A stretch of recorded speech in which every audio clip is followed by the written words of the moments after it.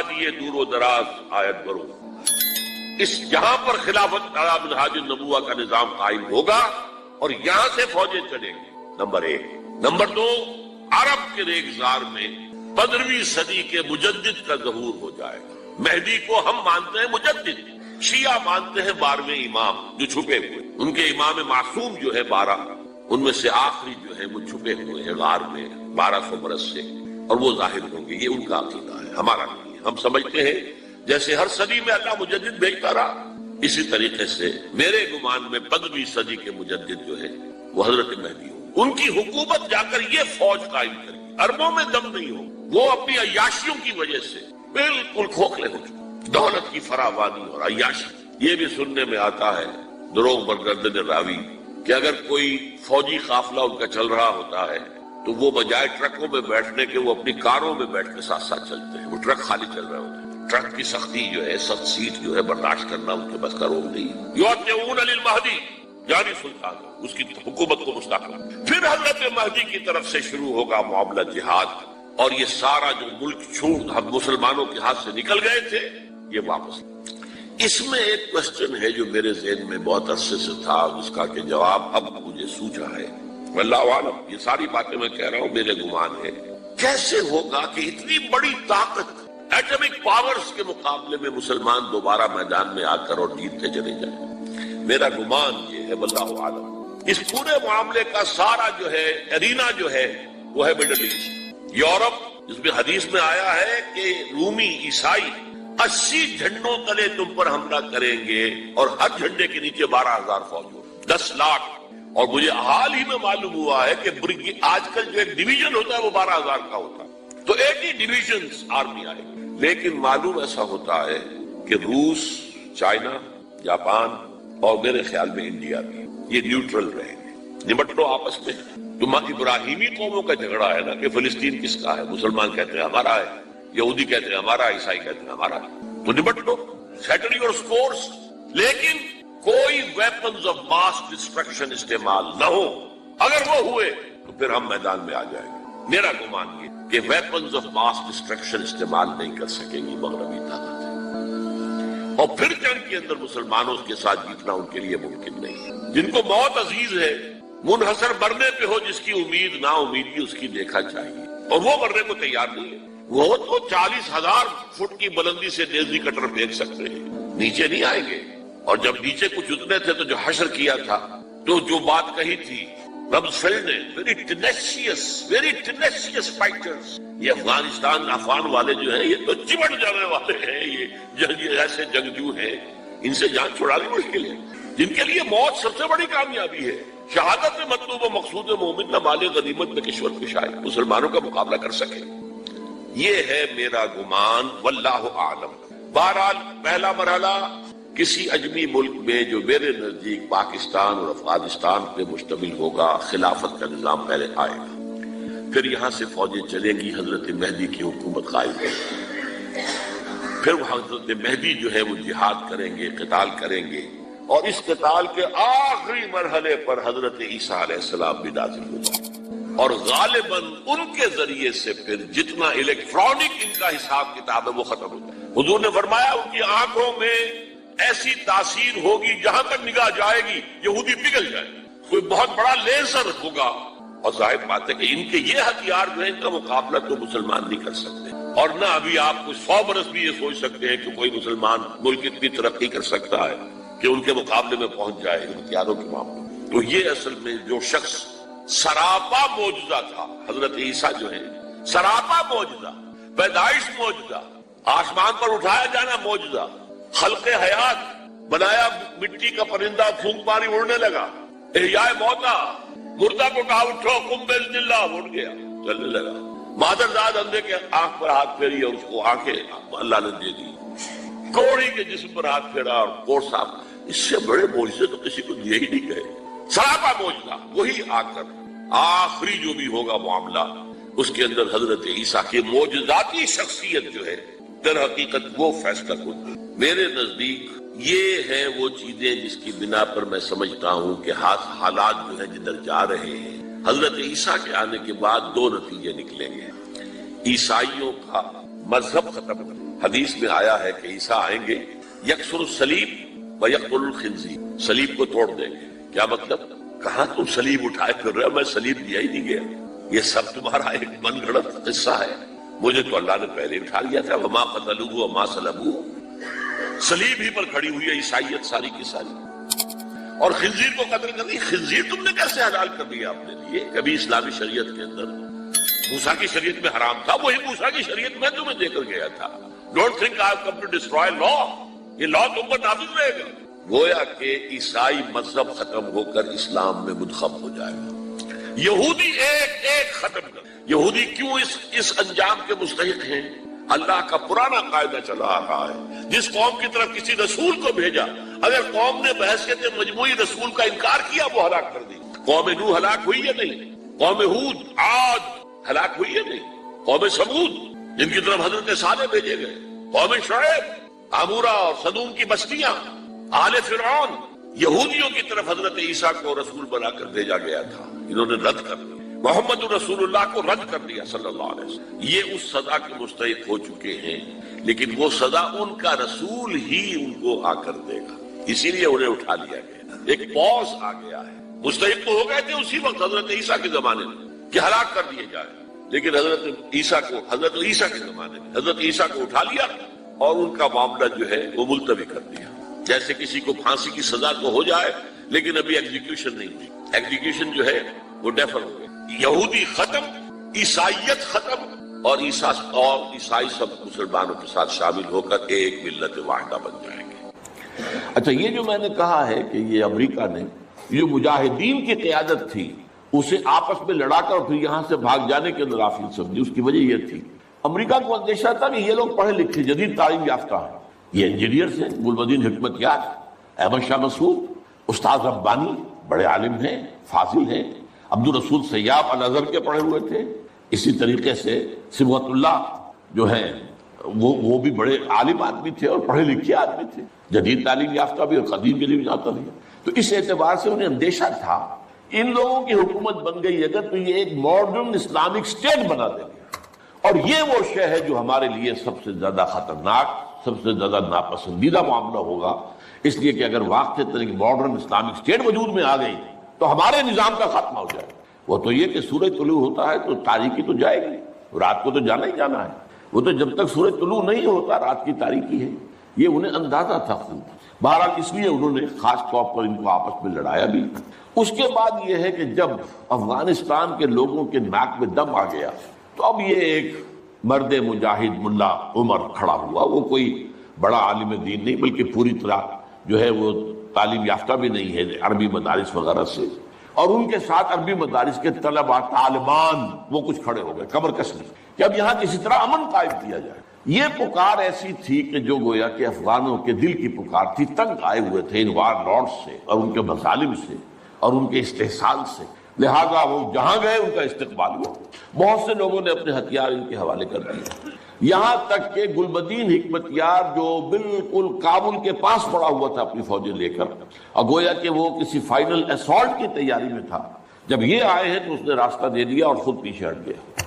اس طریقے سے یوں سمجھیے کہ در حقیقت افغانستان میں ان طالبان کی حکومت جو ہے یہ گاڈ گیون ہے۔ وہ جو ایک شعر ہے کہ خود بخود تیار ہے پکے ہوئے پھل کی طرح، دیکھیے گرتا ہے آخر کس کی جھولی میں فرنگ۔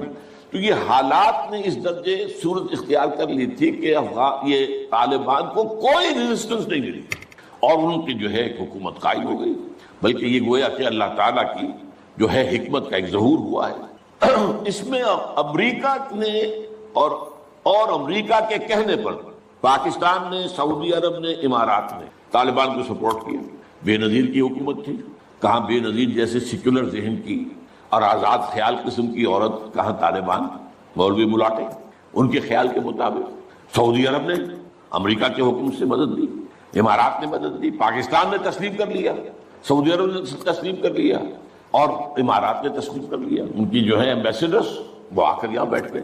اس کی وجہ کیا ہے؟ امریکہ سمجھتا تھا یہ ٹھیک نہیں، یہ ملا ملاٹے ہیں، انہیں کوئی دنیا کا تو علم ہے نہیں، یہ جانتے ہی نہیں، لہذا ان سے کھیلنا آسان ہے، انہیں ہم اپنی انگلیوں پر نچائیں گے، ان کو کٹ پتلی بنا لیں گے، اس پہلو سے انہوں نے کہا کہ یہ اچھا ہے، یہ لوگ اگر آ جائیں تو ٹھیک ہے، وہ خطرہ نہیں ہے کہ یہاں کوئی ایک ایسا اسلامی نظام سامنے آ جائے جو جدید دنیا کے تمام تصورات اور تقاضوں کو بھی پورا کرتا ہو اور کتاب و سنت کے تقاضوں کو بھی پورا کرتا ہو، اس کا کوئی اندیشہ نہیں ہے، لہذا انہیں مدد دی۔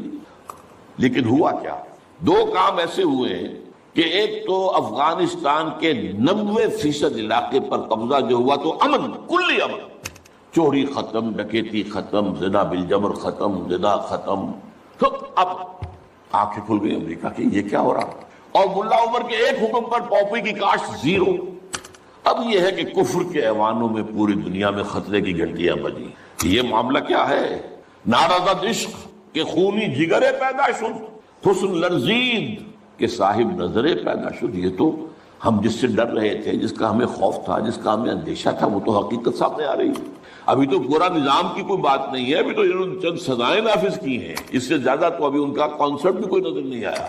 ہم خود جب گئے ہیں وہاں پر، میں ایک وفد لے کر گیا ہوں، تو نہ ان کے ذہن میں کوئی سیاسی نظام کا کوئی واضح تصور تھا، نہ میں نے ان سے پوچھا آپ کے کوئی پارلیمنٹ، مجلس شورا، مجلس ملی کہ نہیں، کوئی نہیں ہے، نہ کوئی معاشی نظام کا ان کے سامنے نقشہ تھا۔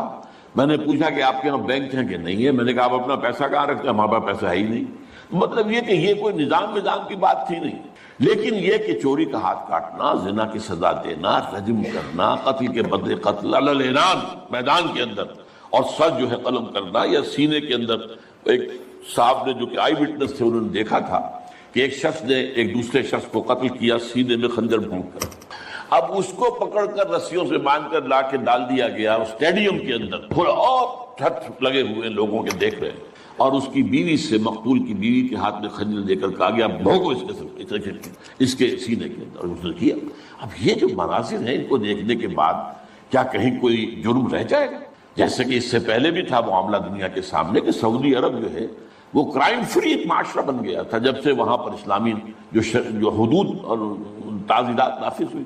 یہ معاملہ انہوں نے دیکھ لیا کہ یہ تو ہو گیا، تو اس اعتبار سے ان کو جو ہے اب بڑی شدید خطرے کی بات ہوئی۔ البتہ یہ ضرور نوٹ کر لیجئے کہ اس ابتدائی عرصے میں طالبان سے کچھ غلطیاں بھی ہوئی۔ پہلی بات تو یہ کہ نہ ان کی کوئی تعلیم ہوئی تھی، نہ تربیت ہوئی تھی، نہ تنظیم ہوئی تھی، نہ کوئی ڈسپلن قائم تھا، یہ تو موب تھا، لہذا ان سے بڑی بڑی غلطیاں ہوئی۔ مثلاً مزار شریف میں ایران کے سفارت خانے پر حملہ کیا، سفارتکاروں کو قتل کر دیا۔ پھر یہ کہ ان کے اندر مذہبی شدت پسندی بہت تھی، کٹر حنفیت، اور اس کے اندر کچھ نہ کچھ تشدد کا ایلیمنٹ بھی۔ ظاہر بات ہے ان عام لوگوں کے، ان پڑھ لوگ، اب ان کے ذہن میں جو چیزیں تھیں، داڑھی جو ہے سنت موقدہ ہے، نہیں رکھتا اس کو سزا دو، اور حجام جو ہے اس کا سر قلم کر دو اگر وہ شیونگ کرتا ہے تو۔ اسی طریقے سے پردے کا شدت کے ساتھ نفاذ کیا گیا، عورتیں باہر کیوں نکلے؟ اس لیے کہ عربوں کو اللہ نے فضیلت دی تھی، محمد ان میں سے تھے صلی اللہ علیہ وسلم، یہ رتبہ بلند دلا جن کو مل گیا۔ لیکن ساتھ ہی اللہ نے دھمکی بھی دے دی تھی سورہ محمد میں، ان تتولوا یستبدل قوما غیرکم، اگر تم پیٹھ دکھا دو گے اس مشن کو جو ہم نے تمہارے حوالے کیا ہے، تمہیں ہٹائیں گے، کسی اور کو لے آئیں۔ اور یہ بات ہو چکی ہے 13ویں صدی عیسوی میں، 1258 میں جب سقوط بغداد ہوا ہے، عربوں کے ہاتھ سے عالم اسلام کی قیادت چھین لی گئی۔ اس کے بعد قیادت کن کے ہاتھوں میں آئی؟ ترکوں کے ہاتھ میں، ترکان تیموری ہندوستان میں، ترکان صفوی ایران میں، ترکان سلجوقی مڈل ایسٹ میں، اور ترکان عثمانی کا تو کہنا ہی کیا ہے، وہ ایشیا مائنر سے چل کر آپ کو معلوم ہے کہ مشرقی یورپ کا کتنا بڑا علاقہ، دی گریٹ آٹومان امپائر اس صدی کے آغاز تک قائم تھی۔ اس صدی میں عجیب عجیب معجزے ہوئے ہیں۔ گریٹ آٹومان امپائر جو 3 بر اعظموں پر محیط، نام و نشان ختم۔ The great U S S R, نام و نشان ختم۔ اب تو روس صاحب ایک ملک کی حیثیت سے رہ گئے۔ یہ اس صدی میں دو اور وقت نہیں ہے میں اور آپ کو کیا بتاؤں، اس صدی میں تو بڑے بڑے عجیب عجوبے ہوئے ہیں، بڑی بڑی 2 عظیم جنگیں ہو چکی ہیں، تیسری جو ہے سر پر کھڑی ہے، دور نہیں ہے، جس کو حدیث میں کہا گیا ہے الملحمۃ العظمیٰ، تاریخ انسانی کی عظیم ترین جنگ، اور وہی صلیبی جنگ جس کا آغاز بوسنیا سے ہو چکا ہے۔ وہ تو آپ نے سنا ہوگا اقبال کا شعر، میرے عرب کو آئی ٹھنڈی ہوا جہاں سے، میرا وطن وہی ہے، میرا وطن وہی ہے۔ حدیث میں آتا ہے یخرج ناس من المشرق یوتئون للمہدی یعنی سلطان، مشرق سے فوجیں نکلیں گی کہ جو کہ مہدی کی حکومت قائم کرے، لیکن جتنا خون یہاں پر خلوص کے ساتھ دیا گیا ہے اس کی مقدار بھی کم نہیں ہے. یہاں سے خیر برآمد ہوگا.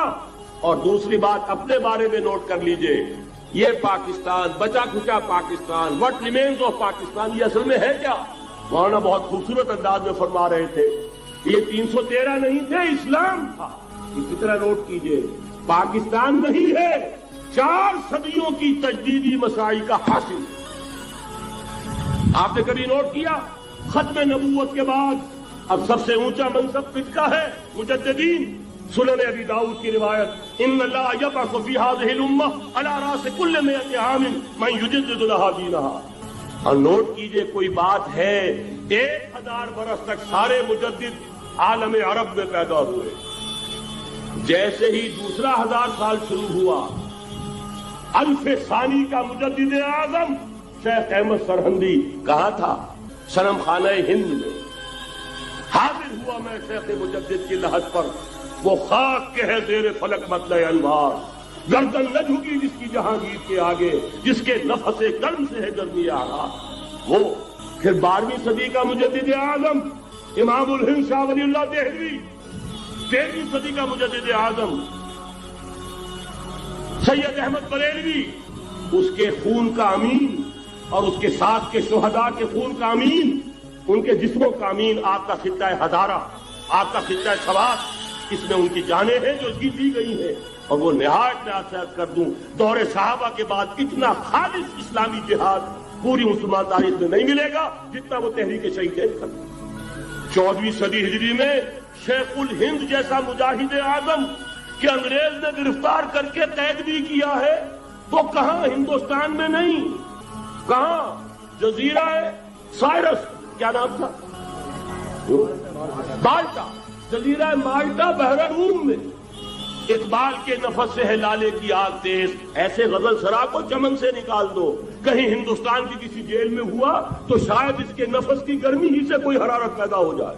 اور اسی صدی میں 14ویں صدی ہجری میں اقبال جیسا مفکر، اسی 14ویں صدی ہجری میں مودودی جیسا مصنف، اسی 14ویں صدی ہجری میں مولانا الیاس جیسا مبلغ رحمہم اللہ، عظیم شخصیتیں. آج پورے عالم اسلام میں آپ کو تبلیغی دوست ملیں گے. یہ کہاں سے شروع ہوئی تحریک؟ دہلی کی ایک چھوٹی سی مسجد، وہ مسجد بنگلے والی، اب تو بڑی عالیشان ہو گئی ہے. جب وہاں شروع ہوا تھا اب بڑی چھوٹی سی. یہ سارے کام یہاں کیوں ہوئے؟ پورا عالم اسلام آزاد ہوا، کہیں نعرہ اسلام کا نہیں لگا، کہیں عرب قومیت پر، کہیں کسی اور عصبیت پر تحریکیں چلی ہیں. صرف تحریک پاکستان تھی کہ پاکستان کا مطلب کیا؟ لا الہ الا اللہ. کوئی سبب ہے کہ یہاں قرارداد مقاصد پاس ہوئی، حاکمیت اللہ کی ہے کہ اکبر نام لیتا ہے خدا کا اس زمانے میں. یہ سارا ماضی سامنے رکھیے اور حضور کی دی ہوئی پیشن گوئیوں کا مستقبل سامنے رکھیے. ان دونوں سے ثابت ہوتا ہے اس خطہ ارضی سے کچھ ہونا ہے. اگرچہ بھٹکے ہوئے ہیں لیکن کبھی بھولی ہوئی منزل بھی یاد آتی ہے راہی کو، اور بھٹکے ہوئے آہو کو پھر سوئے حرم لے چل. اس کی ضرورت ہے مسلمان کو پھر اس کا مقصد یاد دلایا جائے. پاکستان اس لیے نہیں بنایا گیا تھا کہ ہمارے ہاں ٹاٹے اور برلے نہیں تھے تو ہمارے پاس اس کے بھی باپ وجود میں آ جائے، اس لیے تو نہیں بنایا گیا تھا. پاکستان اس لیے نہیں بنایا گیا تھا کہ جاگیرداروں کی جاگیرداریاں محسوس ہو جائیں. پاکستان اس لیے تو نہیں بنایا گیا تھا. مسجدیں تو امریکہ میں تعمیر ہو رہی ہیں عالی شان سے عالی شان، اس لیے پاکستان نہیں بنا تھا. آج بھی مسلمان، میں معذرت سے عرض کر رہا ہوں مولانا سے، آج بھی بھارتی مسلمان کی ایوریج نمازی ہونے کے اعتبار سے پاکستانی مسلمان سے کہیں بہتر. آج بھی برقع نظر آ جائے گا تو ہندوستان میں نظر آ جائے گا. میں نے اپنی آنکھوں دیکھے چند سال پہلے جب مکہ مسجد حیدرآباد دکن میں 3 دن مسلسل میری تقریریں ہوئی ہیں، 10,000 مرد اور 5,000 خواتین، اور ان میں سے کوئی بغیر برقعے کے نہیں تھی. ایک سیلاب نظر آ رہا تھا برقعوں کا کہ جب جلسہ ختم ہوا ہے رات کے 12 بجے 3 دن تک متواتر. یہاں کہاں نظر آئے گا برقع آپ کو؟ یہاں تو جس کے پاس 2 پیسے ہو گئے اس نے سب سے پہلے برقع اتار کے پھینک دیا. معلوم اچھی طرح سمجھ لیجئے یہ چیزیں تو وہاں زیادہ ہیں یہاں کی نسبت. اصل ضرورت تھی کہ یہاں اس نظام کو قائم کیا جائے، وہ نظام عدل اجتماعی، وہ جس میں حریت ہو، اس میں عام آدمی بھی خلیفہ وقت کو ٹوک سکے یہ کرتا کیسے بن گیا؟